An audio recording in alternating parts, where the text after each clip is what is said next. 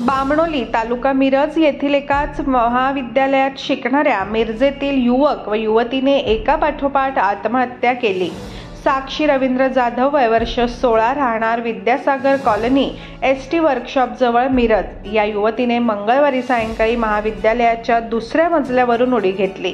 त्यानंतर बुधवारी तिच्याच वर्गात शिकणाऱ्या प्रथमेश हनुमंत पाटील वय वर्ष 17 मूळ गाव इरकी तालुका कवठे महाकाळ आणि सध्या सुभाषनगर मिरज येथे राहतो, त्याने राहत्या घरी गळफास घेऊन जीवन संपवले। दोन्ही आत्महत्यांचे कारण स्पष्ट झाले नसले तरी एकापाठोपाठ झालेल्या या दोन्ही घटनांचा पोलीस तपास करत आहे।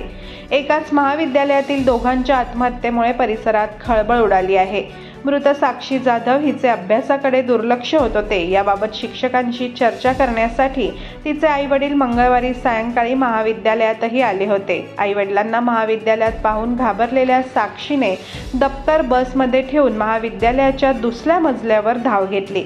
कोणाला काहीही कळण्यापूर्वी ती दुसऱ्या मजल्यावरून खाली पडली। डोक्याला व कमरेला मार लागल्यामुळे ती गंभीर जखमी झाली।